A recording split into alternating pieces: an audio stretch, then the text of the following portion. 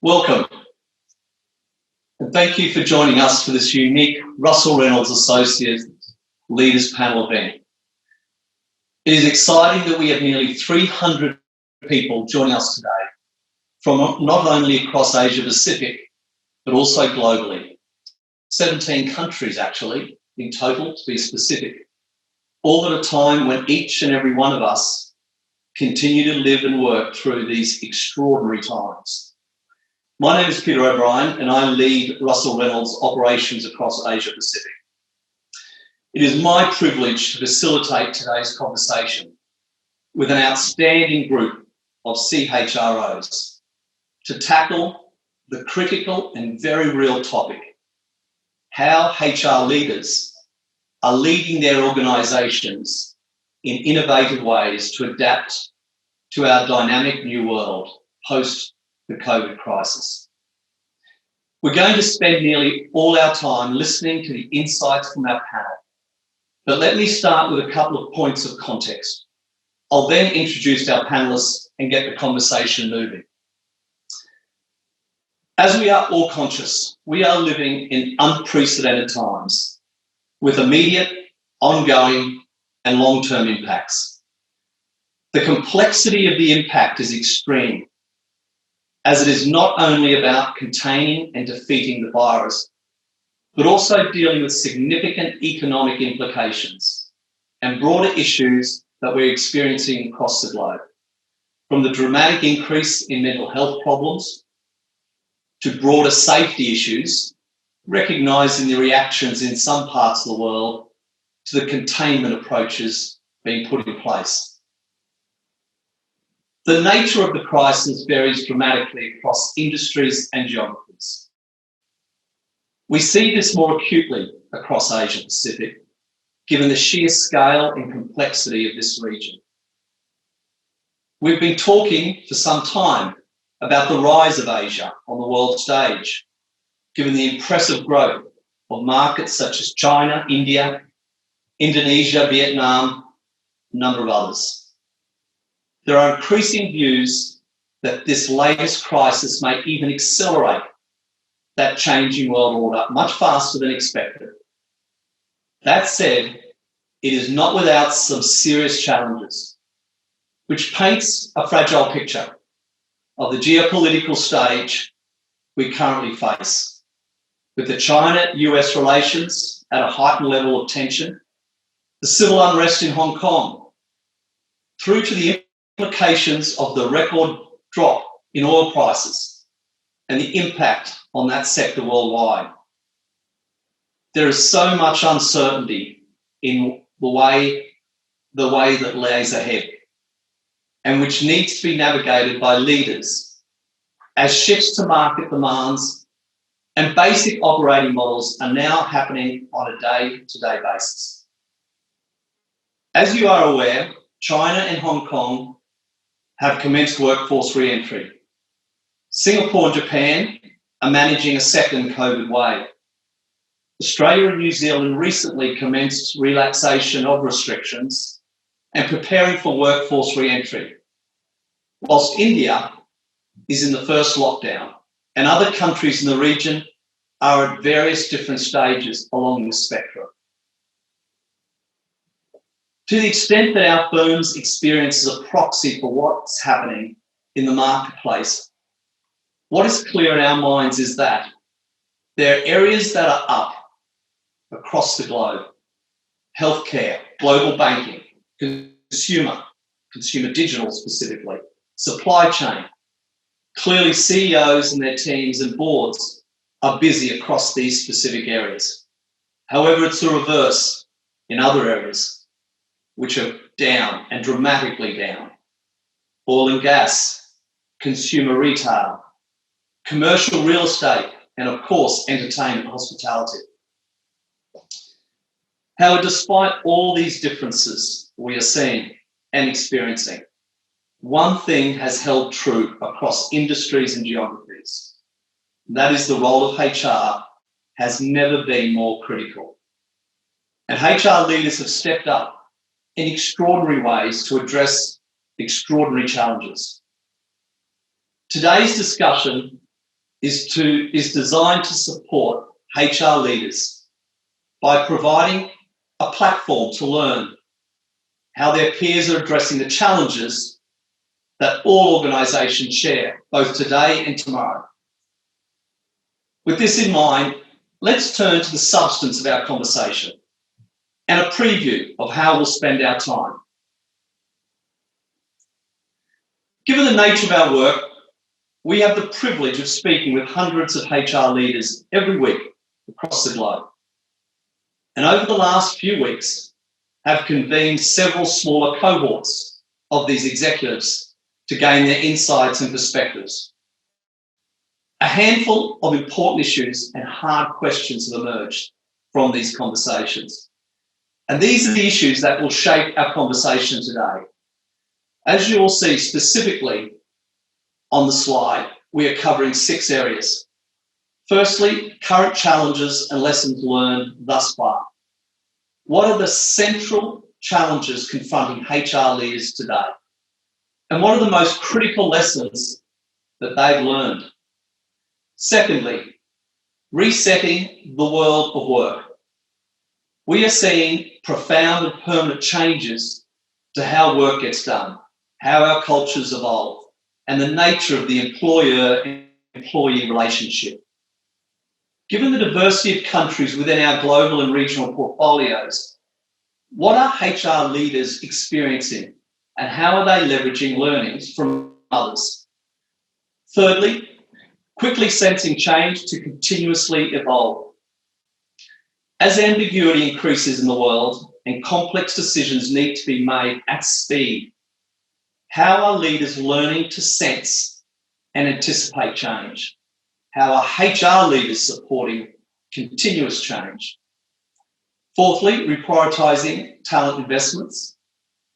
As HR leaders make strategic choices, what are they prioritising and deprioritising?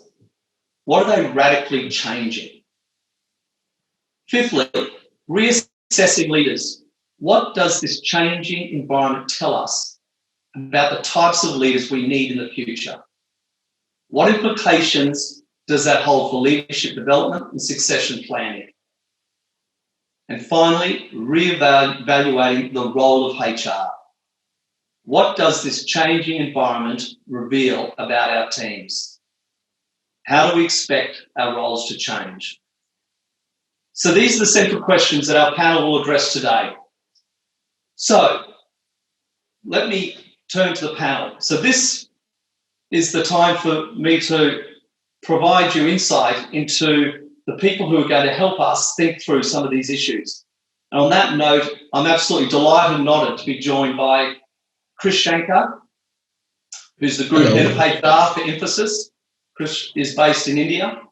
Liu Hong, who's the Senior Vice President of HR for Pfizer Upjohn, based in headquarters in Shanghai. Vikram Cardozo, who's a CHRO for the Toll Group, which is part of Japan Post, who's based in Singapore but spent a great deal of time in Australia. Busch, who is Asia Pacific Vice President of HR for Kimberly, based in Singapore. Soorya Themudu, the Asia Pacific HR Director for Sodexo, based in Malaysia. And Angela Ryan, who's the Group CHRO for IHH Healthcare Berhad, based in Malaysia, between Singapore and Malaysia. And for those of you who don't know IHH, it is the second largest hospital network in the world. So Krish, Liu Hong, Vikram, Tina, Soorya and Angela, thank you for joining us and welcome. So let's get to business. Let's turn to our first question, and we'll address this first question to all panelists. Which element of the crisis continues to represent the most profound challenges for your organisation? And what is the most significant lesson that you've learned thus far? Angela, given the extraordinary nature of what IHH has had to confront, let's start with you, and then we'll go around the panel. Okay. So Our board and our management were very quickly aligned that this was primarily a humanitarian crisis, and that as a hospital group, we have a very critical role to play in our local communities around the world. So the big challenge and change for us is that we've been reaching out to form major collaborations with the public sector, healthcare in all of our markets, which meant that we've had to pivot very quickly. So for example, in China, we were seconding volunteer clinicians to the Wuhan province. We've been working on establishing contingency hospitals, setting up swab centres, sending our teams into communities to do testing, and manning the immigration borders in some countries where they needed to be testing travellers as they were coming in. Our laboratories have had to pivot to provide 24-hour testing facilities. And in our hospitals, we've been focused on redesignating both our employees and our physical space to accommodate the COVID patients that we've been taking from the public sector. So my personal significant lesson was that the purpose of HR and my purpose was very quickly crystallized early on in this crisis. And that we as HR are here to take care of our people so that they can take care of their patients. So a lot of the primary work that we've been doing is just really focused on safety. Firstly, financial safety. So being really clear about if any of our employees contracted the virus or proved fatalities of the virus, how we were going to support them and their families beyond that. Ensuring that all of our healthcare and frontline workers have sufficient tools and PPE. We've been providing housing for nurses that have been stranded when the borders have been closing. And for those who choose not to go home to their families at night because of risk of virus contraction and sharing.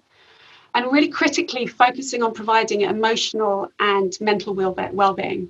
So we're fortunate to be able to partner with our universities and our clinician teams to ensure that we have our arms around our people for when they need it. Thanks, Angela. I'll move to you if I could, Krish. Okay, no, I think this Infosys is a company which has people all across, almost, we have about 250,000 employees, of which almost about 25% are all across the globe. I think the challenge for us is to really respond to situations in each country. And even if you look at India, we've got operations in 5 centers, and each of them have their own problems. A center like Chennai is still under a bit of a lockdown, whereas some parts of Bangalore, we started working the last couple of weeks. So I think for us, it's about, this whole thing was all about the people challenges, people sitting in countries where they are stranded, they can't travel, families, concerns of employees. So that's the big thing. I think also as a company, we've had, a large number of people who were traditionally working from offices, with desktops, they were not having laptops. I think what the big challenge for us was to get almost about 98% of our workforce working from home. So we used to send out desktops home, ship out desktops, ship out network adapters, Wi-Fi adapters, change our policies so that they can claim reimbursement for Wi-Fi, broadband, and stuff like that. So I think it's been a challenge on many fronts. So if I were to just summarize and say, what are the 3 things? I think, and my learning from all of this is that this is all about putting people first. And I think everything that we need to do, we've been trying to say, how do we put people first? Their well-being, their safety, ensuring that their families are fine. I think that's been at the top of our priorities in whatever we do. I think what we've also found is that people are really adaptable and flexible. For example, I was talking about these desktops. We had our own employees taking desktops in their own vehicles or taking a cab, and almost about 50,000 of our employees taking desktops home over a couple of weeks. And I think that was phenomenal. So I think people rise up to the challenge, and we've seen that in the last couple of months. Everyone has really come up and really been at their best. So I think that's been a great belief in the capability of people to really rise up to the occasion. I think the second challenge that we see is all about ensuring that our commitment to clients are all there. We've got to work with each of our clients. They work in different geographies. They have their own issues and problems and how they work. So I think we've got to really align with that. And that's been the other thing to ensure our commitment. I think now the third phase is all about how do you plan the business forward? So there are areas where we've got to look at costs. We've kind of taken a call of deferring some of our compensation reviews, which we normally do in quarter one, that is this quarter. So it's all about now managing that part of the business. So I think the lessons learned from this are clearly, in addition to getting this whole belief in the power of people and their adaptive capability. I think the two other things. I think number one is decentralizing decisions to people really work. So therefore, we created lots of teams, make people take those decisions and empower them. So that's there. The third bit is really focus. I think in these things, every couple of weeks, I think it's important to say this is our focus. Just focus on this one thing. And I think that really helps people, because in all of this, they need clear focus and a couple of things to do. So I think that's been another learning that I've seen over these last couple of months.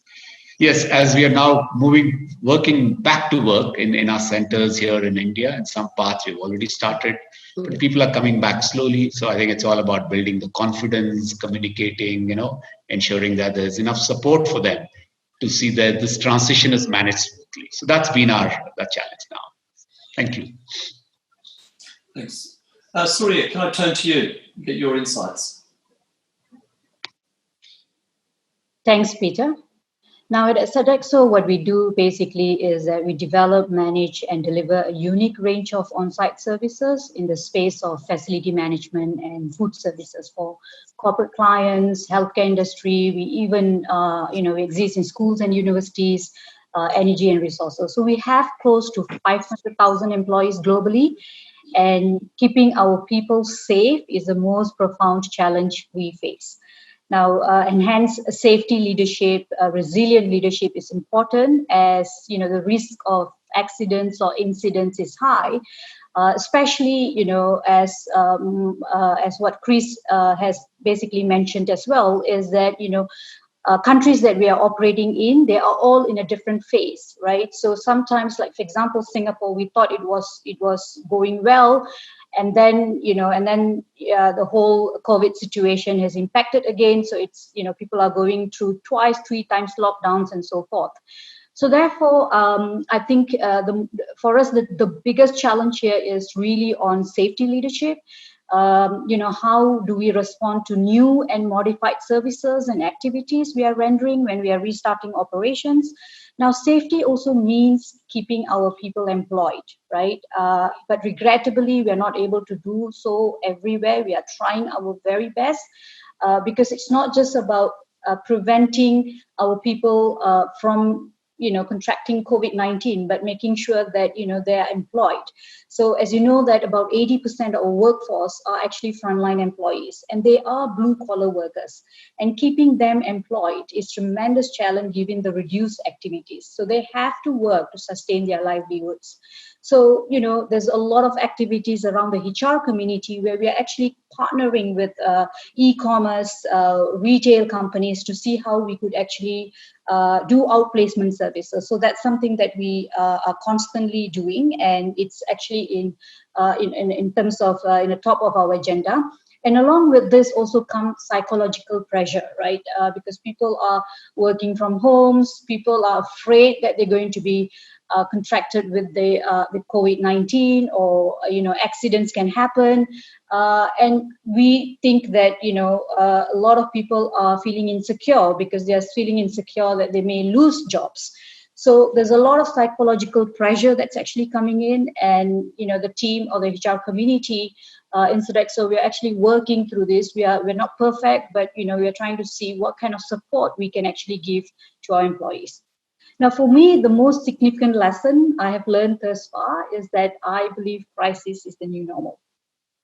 Each day brings surprises, but at the same time, possibilities or opportunities. So every time we are faced with problems or challenges, we look at it, positively. We are looking at it as an opportunity. I mean, just like in the past, it is almost impossible to close your month-end closing remotely. Right? It is impossible to basically do your payroll from home. But today it is possible, right? Remote working is a reality now. Going digital is given.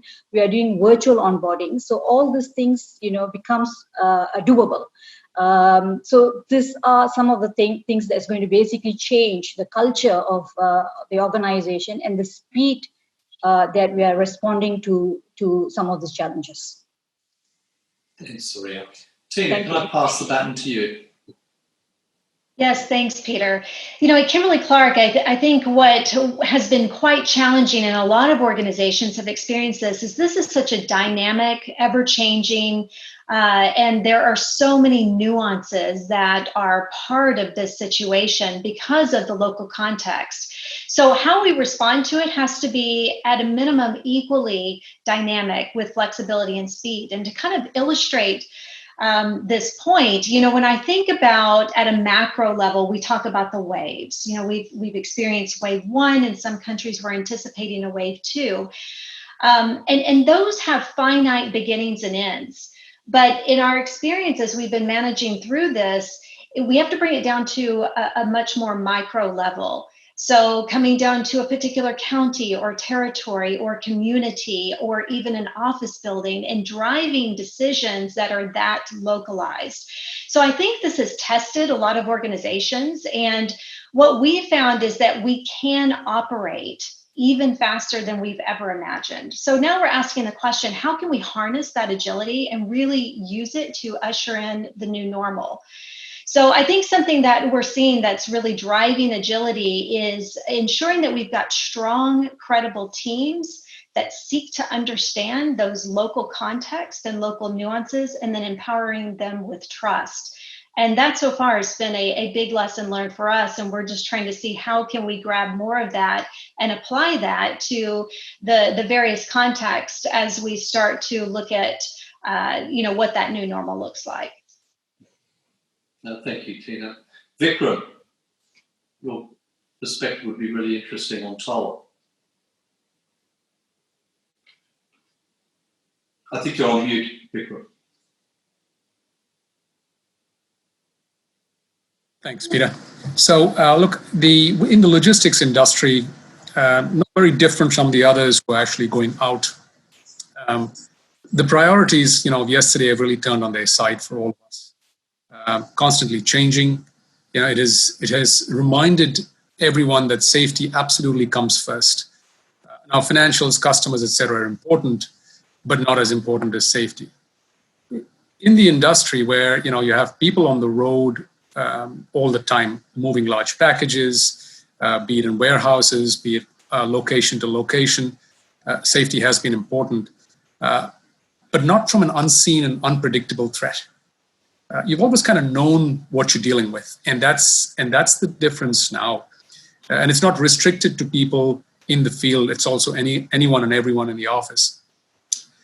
One of the things that we are looking at is the concern that a number of people have as when drivers or warehouse staff go home, they worry, you know, what else they may be bringing home to their families besides themselves, and that's sort of a risk.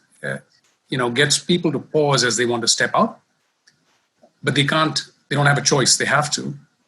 And being the kind of service that is essential to making things happen for any economy, there is a need to still keep on moving. And that balancing of those priorities about making sure you get things done, but at the same time keeping people safe is really, really important. Now, we put in a lot of steps in place to ensure that both our staff, our customers, and everyone we interact with, you know, is kept safe. But that is kind of one of the biggest things that people are working. You know, is dealing with this unknown, unpredictable sort of a threat, unseen threat.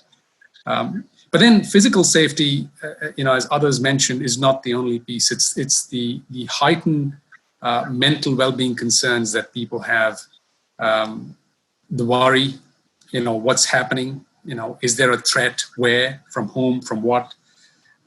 It just keeps people on tenterhooks all the time, as well as others with the minimized or the limited social interaction. It starts to get people a little bit more on edge, and that's also causing a fair bit of anxiety.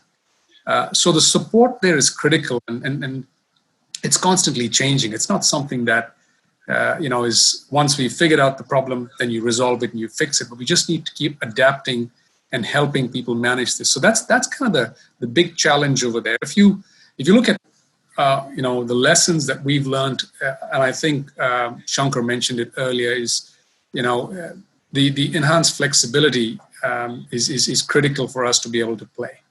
But we shouldn't at the same time forget about governance, because just because you give people a free hand and empower doesn't mean that we have to forget about governance. That's really important to keep in mind. And the latter often frustrates some people. I think the second piece is just having purpose and having a strong culture. We've noticed our key drivers in times of crisis. They help keep you grounded. They help keep you on course. They help keep you focused so you can make the right kind of decisions. It kind of serves as a bit of a culture compass, so to speak, as you work your way ahead. So we're playing with that and working with it, and it's been quite a learning. Thanks, Vikram. I mean, there's no doubt there's a common theme around health and safety coming through, but there is so much complexity in what's being cast in front of all of you. Liu Hong, given that in China you were an early mover, workforce re-entry, I mean, any specific advice that you would give to HR leaders planning their workforce re-entry plans? Thank you, Peter. Happy to share our experience. We have about 10,000 colleagues in China and all over the country. In addition to Beijing, Shanghai, Wuhan, Dalian, Hangzhou. So as you can imagine, the returning to site is a phased approach. So each city, follow a different, planning. More importantly, and this is actually also the global approach. Now we have more countries started to returning to site. So it's all a phased approach, not a big bang, everyone coming back to work. Secondly is, as you can imagine, when people return to site, we continue to emphasize a lot on the health, safety, hygiene to protect colleagues, a lot of emphasis on that. And more important, as Tina said, we should continue to sustain what is working during the crisis. So what we have found is many people can work very effectively during the crisis, working from home. So we continue to give that flexibility to colleagues. If they would like to stay at home, working from home, we give them that flexibility. That's terrific, Liu Hong. Thank you. Let's shift from re-entry to the coming reset in the world of work. The pandemic likely creates permanent changes, not only to how we work and where we work, but also to the nature of the employer-employee relationship and the dynamics of our cultures. What are the most profound changes that you are seeing in the world of work? How are you planning for those changes? If I could start with you, Soorya, and then I'll move to Angela. Thank you. Thank you, Peter. Now, obviously, post-COVID-19 is never going to be the same as pre-COVID, right? So this crisis has definitely not just halted, especially at least for our business revenue temporarily, but some revenue or some business has actually gone permanently.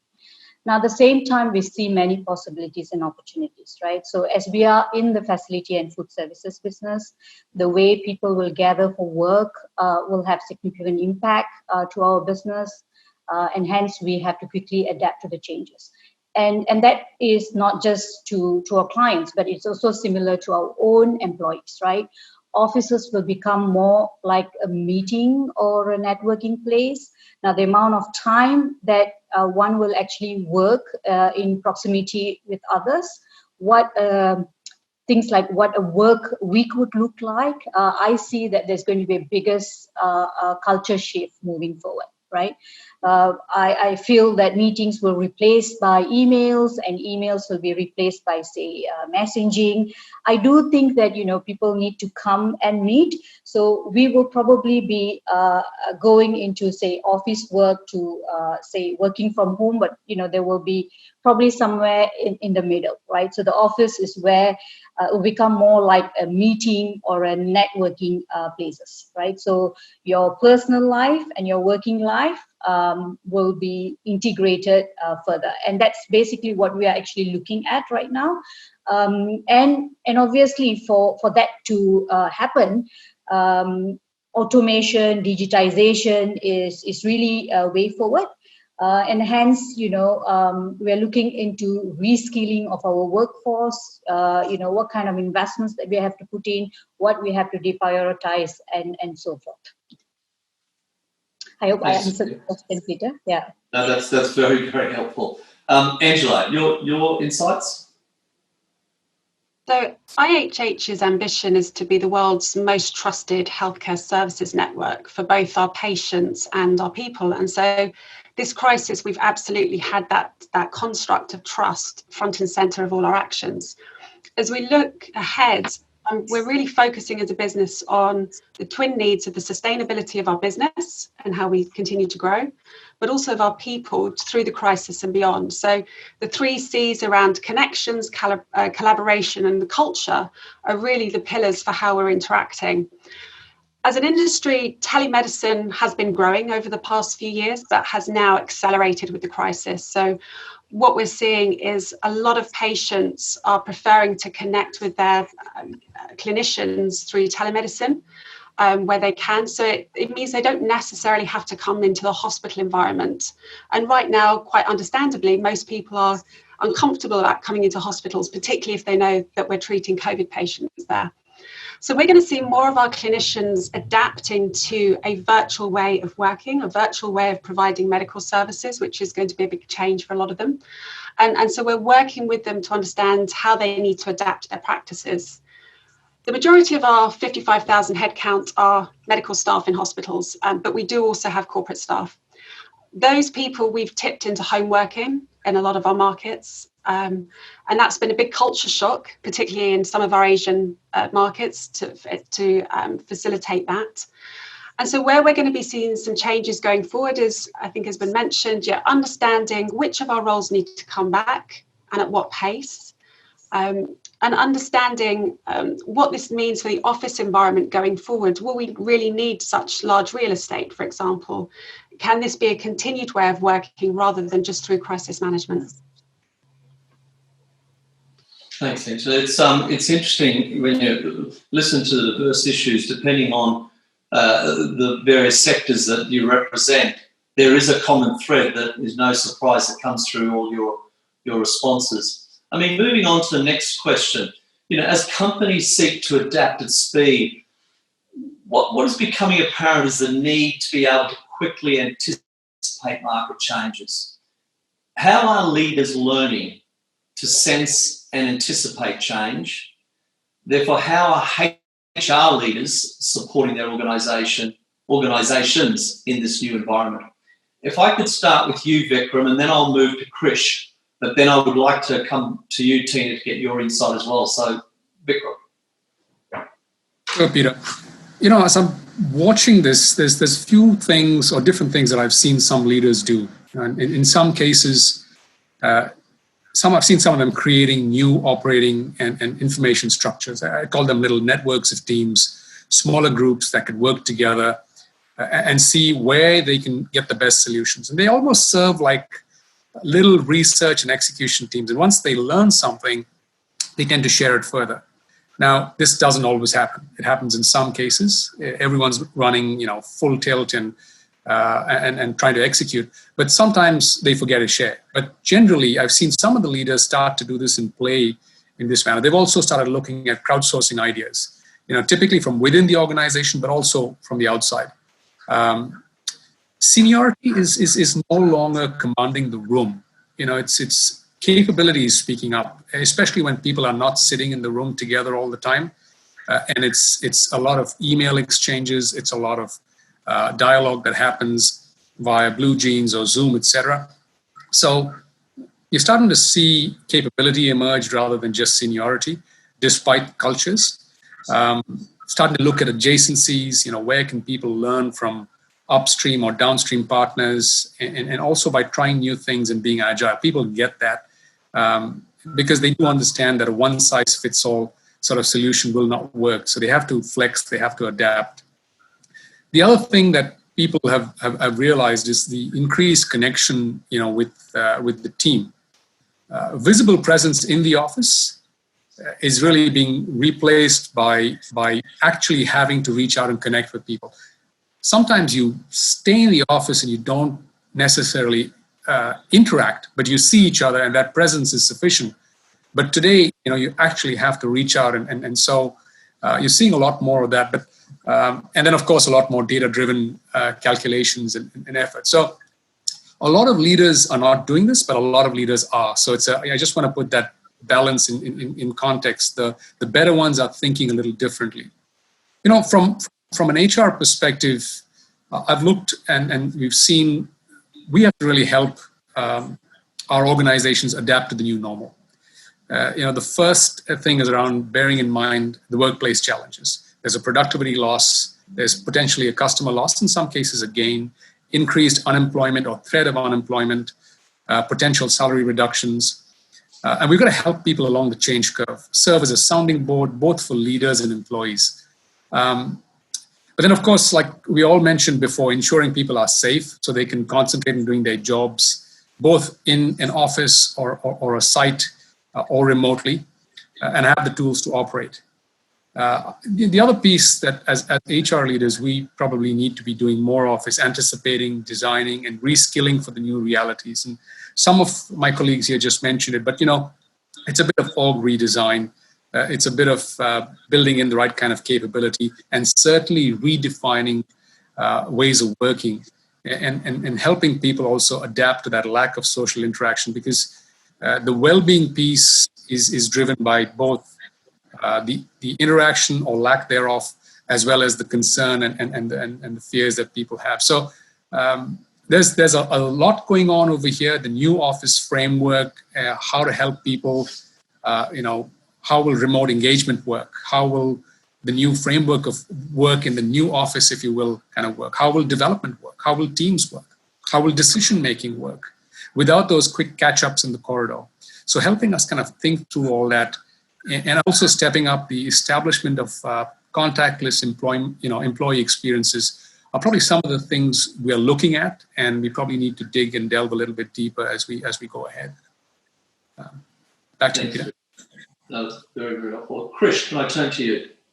Oh, I think Vikram has covered it quite comprehensively. I think some of the things are similar to what we've seen here. I think, when we started this, I think leaders have their own concerns. How is the business going to span out this year? What are the challenges?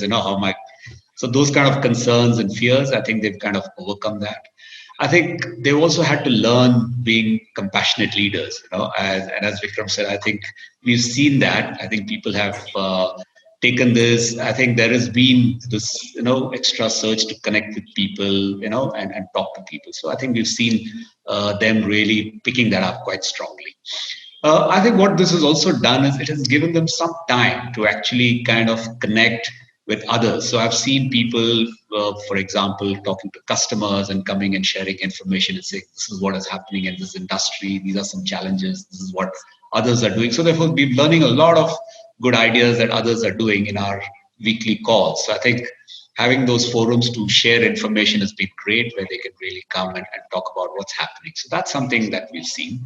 I think the two other things, just to kind of build on this, is that what we've done from HR is really, we started something called Leaders Teach. So I think we also use this period to get leaders to talk about some of the challenges and how they are coping with it. So I think that's been a good success. People are talking about many things, about the changes they see in the environment, about the leadership styles. And I think that's something that we do once a week. This is like the season of webinars. So we've kind of done a lot more internal webinars on that.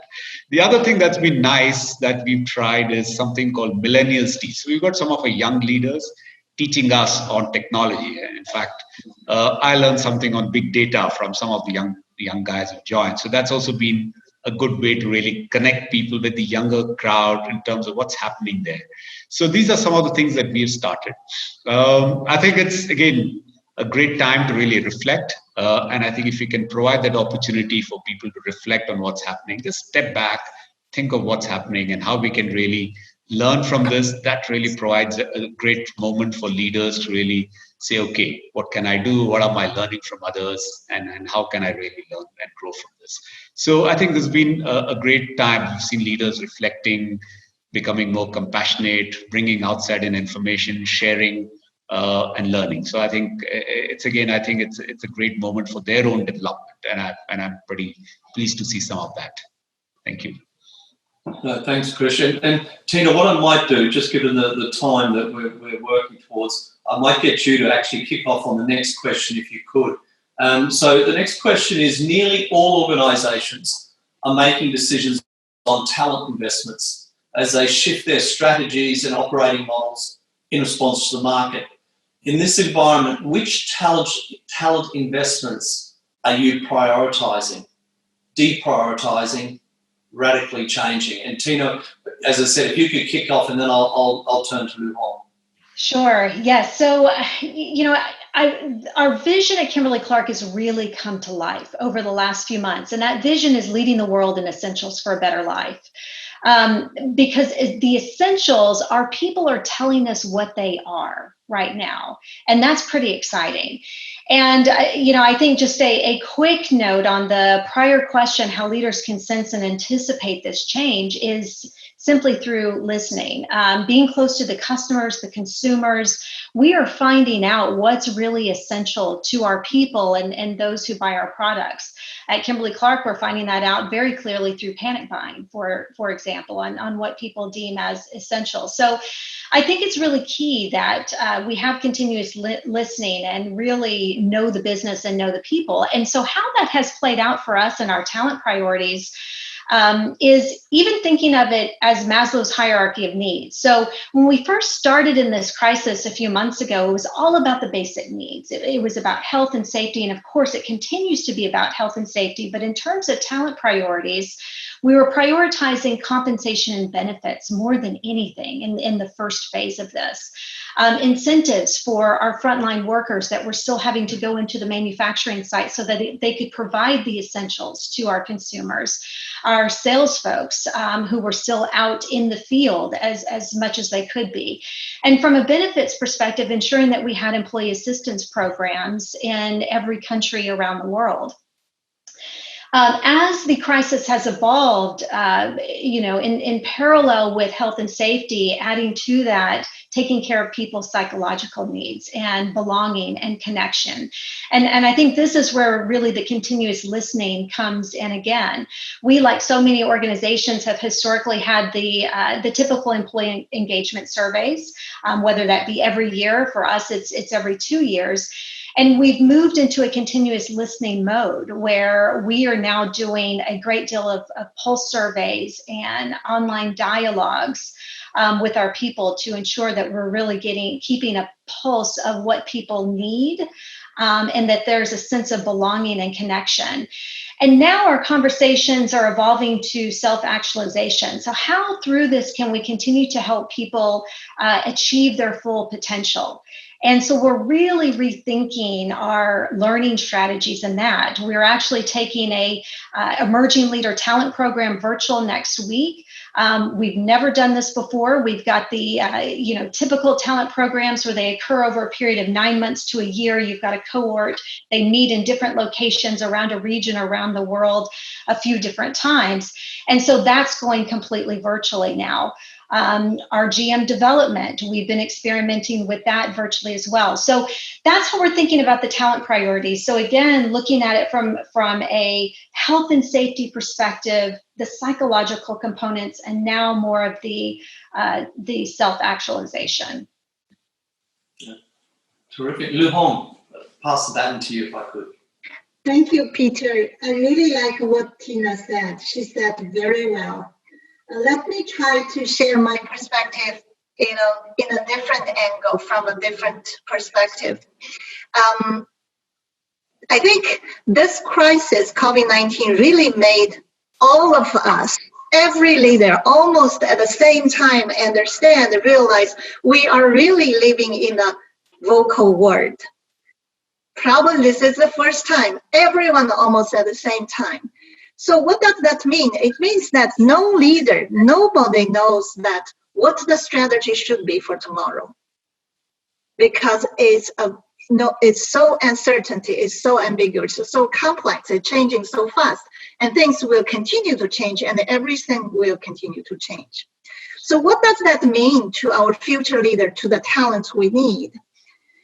I think what we really need is to really understand and realize every single colleague's their strengths, their natural talents, and to Tina said, really listen in and inquiry, and make each of them really realize that each of them is actually an amplifier of their environment.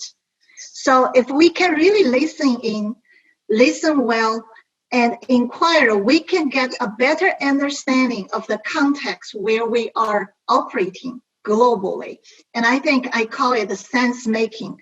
I think it's a very underrated skill set, and it's so much important for the complex environment, changing environment we are emphasizing. So talent, each colleague understand their talent. Second is this team. I think Tina also mentioned, how can we maximize the strengths in teams? And it's not about individual, it's the time, not about ego driven, it's really eco driven. How can we, maximize the network, collective intelligence, collective sensing, collective awareness, so that this is really the time to honor the interdependency. So I think we need to rethink about how we think about talents, and really emphasizing the diverse talents in each individual and also in teams. Can we continue to use a competency to gauge our talent if we don't know tomorrow's strategy? So we need to reimagine how we, deal with our talent, how we can maximize, the workforce intelligence. Thanks, Yu-Hong. Soorya, any additional comments you'd like to make? You're on mute. Sorry, can you hear me? Yep. Yeah. So I think the way in Sodexo we've looked at is that we have looked at, what is important today, what is important in midterm, and obviously the long-term strategy.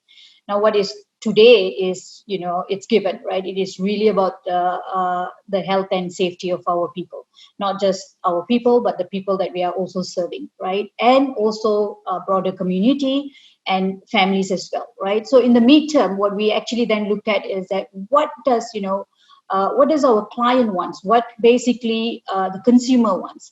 So this is where, the strategy comes into play. So we are in facility management and we are in food management. So rather than looking at it from and we do have the capabilities, right? So rather than looking at facility management, can we evolve to providing facility experiences, right? So things are going to look very different moving forward. So, and food as well, right? So we provide food management to our clients, and, there was a lot of the time, if you look at our strategies or model, is actually a decentralized kitchen. Now we are looking at, could we do both decentralization, where our clients want centralization, we will then look into centralization. So we have, the strategy is evolving.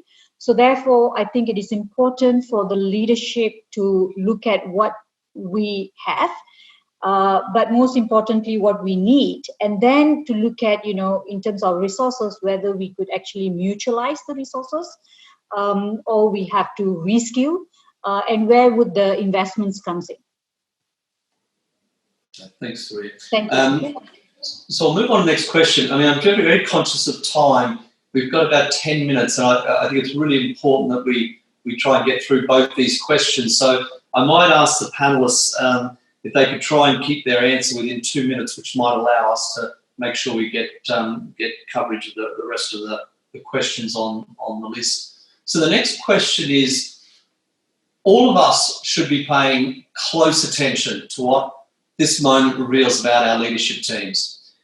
What has this changing environment revealed about your leaders? How does this inform the type of leaders we need in the future? How will your succession plans change as a result of what you've learned? I can start with you, Krish, and then I'll turn to Angela. Oh, I think it's a bit of an early days in terms of, I don't think we should read this and completely change the core of the business.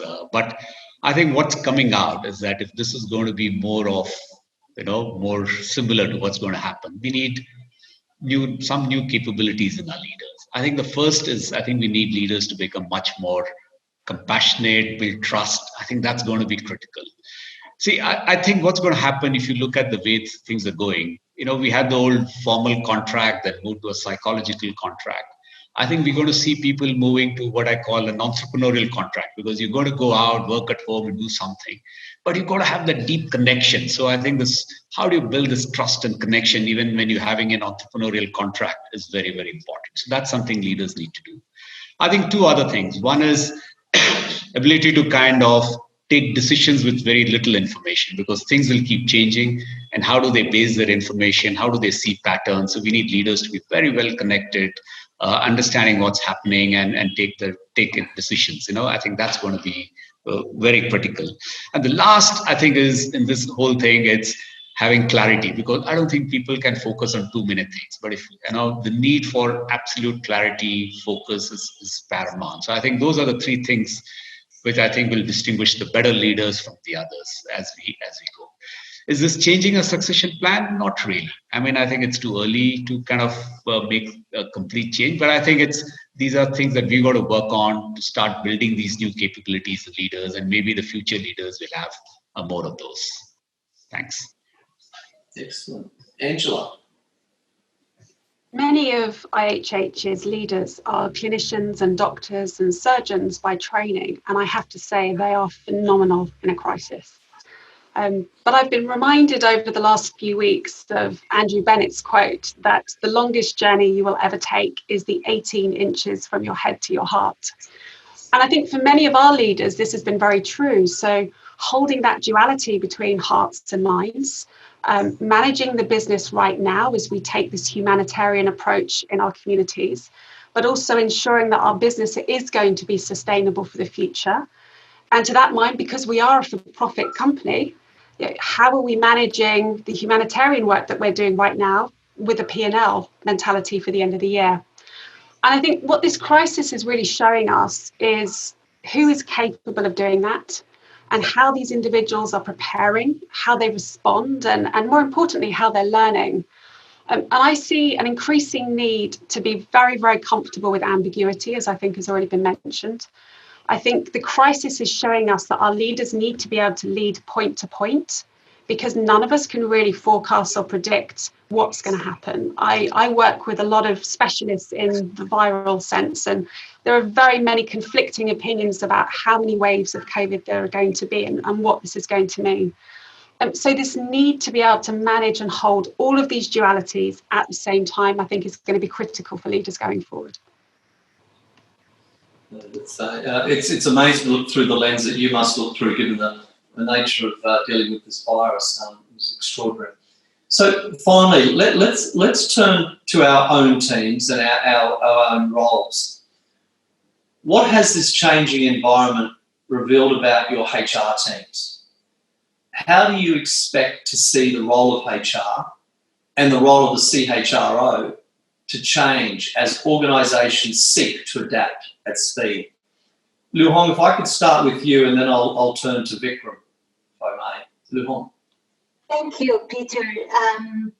I think along the way, I spent a lot of time in investing the relationship in HR team, and it really paid off. During this crisis, my team were able to quickly convene together, although we work very remotely. So I think that's important, how relationship can, important even for the social distancing, but the social solidarity is, playing such an important role. Talking about the CHRO's role, I think, as you said, Peter, this is time for HR to stand up to make a difference. First and most, I think, is how HR leader can shape the soul of the organization, can bring the heart into the organization, bring the kindness, compassion, humanity back to the workplace, to create a place with a sense of belonging, with a sense of a purpose. That's number one. The second is really appreciate each individual, create the environment, the conditions that everybody can bring their complete, full self, whole self to work. Last but not least, I think we do need new skills in this time. For instance, digital fluency.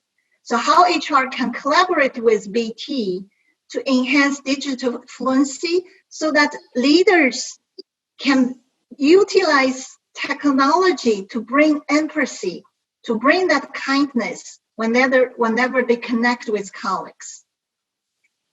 More than ever, I think we need CHRO to work with senior leaders at this moment to create the workplace with heart, with soul.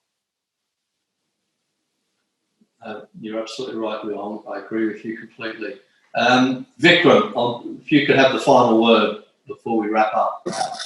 Sure. And look, I think Luong has covered it really well, but I just add a few things. Peter, there's been a need for agility, resilience, and simplification, and looking at solutions that can be digitally scaled. I think if I look at my team and the teams that I'm working with, they've done the first pieces really well. The agility, the resilience, the simplification, the focus has been really good. The digital scaling piece, we're working through, and it's going to take a bit of time, but we're working through that.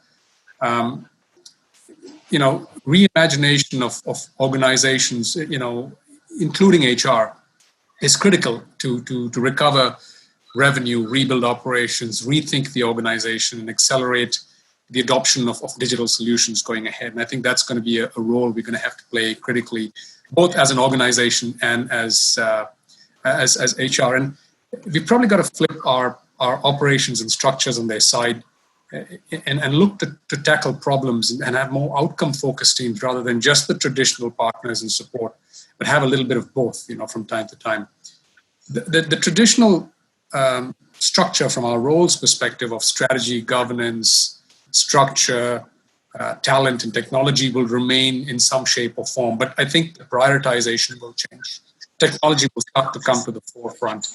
The role that we would play on the talent side, on the empathy side, like Lou said, I think Krish mentioned compassion earlier. I think those sort of things will come up. Serving as a sounding board, driving the right culture and purpose is going to be critical. This crisis has proven, as all crises do, that all concepts must be questioned. And I think our HR models will be relooked at over the course of the next few years, because there'll be some things that are here to stay and some things that'll change, fairly drastically, over time. One thing that we will start to see is that will impact us in Asia, but also other parts of the world, is remote engagement and remote conflict management. Without the warm handshake, this will become the new norm. And how will this work? Maybe for a generation, probably it'll be a bit of a challenge. The Gen X's, a little bit of Gen Y's will go through the workforce, and then just the relationship-driven cultures like Asia, LATAM, the Middle East, Africa, Spain, Italy, Portugal, it will start to have an impact. And how we lead globally will also change, because the way we interact will change. So it's going to be an interesting sort of a shift that we will have to bring culturally to organizations and how we operate and how we behave. So I'll stop at that, Peter. Back to you. No, thank you. And listen, we're really on time. So I want to really thank you. This has been incredibly insightful and hopefully helpful to the leaders who are listening in. Before we close, a final thought. The crisis has placed a spotlight on HR leadership. Now more than ever, HR leaders are rising to the challenges of our times and emerging stronger from it.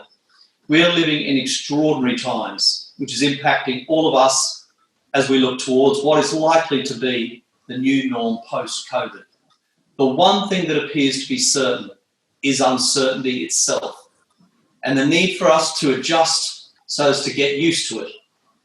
With any crisis or challenge, there is opportunity. Is about finding and realising that opportunity. So thank you, Krish, Luhong, Vikram, Tina, Soorya, and Angela for your willingness to share.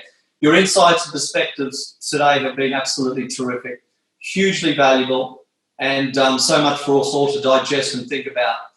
In pre-COVID times, when we had panel discussions, we would often present the panelists with a thank you gift at the end of the discussion. Given we live in a virtual times today, that is not possible. So instead, all 6 panelists have kindly agreed for us to donate on their behalf to a charity. They have chosen the World Health Organization. So generous and I think very appropriate, so thank you. In final, thank you to everyone on the line for joining us today. I ask you to please stay safe, stay healthy, and thank you for joining us. Good day. Thank you. Thank you. Thank you. Thank you, Peter. Thank you. Bye-bye. Bye-bye.